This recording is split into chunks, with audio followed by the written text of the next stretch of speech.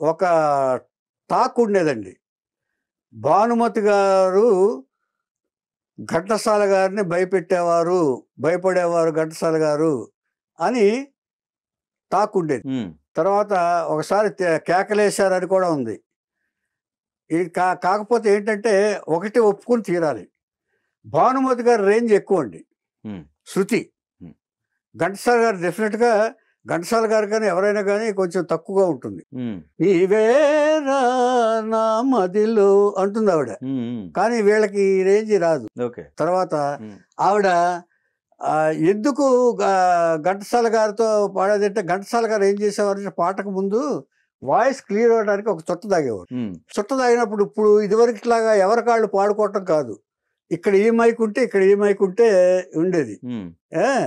అంటే ఇది ఓన్లీ రోమరే. కానీ నిజం జరిగినా కూడా కానీ భానుమతి గారు అలా చేయలే. దాని కొంచెం క్లారిటీ ఇస్తున్నా నేను. ఈ మైక్ ఇలా ఉండేది, ఈ మైక్ ఇలా ఉండేది, ఇలా పాడతారు.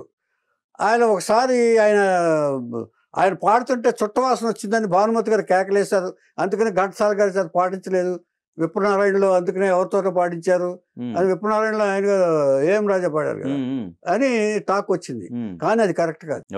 తర్వాత గృహలక్ష్మిలో పాడించారు ఇవి. ఘంటసాల గారి చేత దొరకలేదంటే విప్రనారాయణ టైంలో ఈ ఇద్దరు భార్యల మధ్య నలిగిపోయి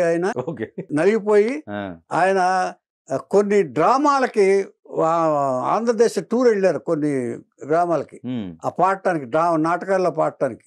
ఇచ్చేత కొంచెం అవాయిడ్ అవ్వడానికి ఈ మనశ్శాంతి పొందటానికి అటు వెళ్ళాడు ఆయన. అటు వెళ్ళినప్పుడు ఆ గ్యాప్ లో ఘంటసాల గారు దొరకపోతే అప్పుడు ఆయన పాడించారు. ఆయన సినిమా ఆగకూడదు కదా. కానీ భానుమతి గారు ఎప్పుడు కూడా ఘంటసాల గారు అంటే గౌరవం ఉంది, అభిమానంతో మాట్లాడేవారు ఘంటసాల గారితో. అంచేత వాళ్ళిద్దరికి రేంజ్ మాత్రం తేడా అయ్యేది. భానుమతి గారు రేంజ్ అందుకోవడం చాలా కష్టం. అది ఇది ఒక రోమర్ ఉండేది అప్పుడు అప్పట్లో.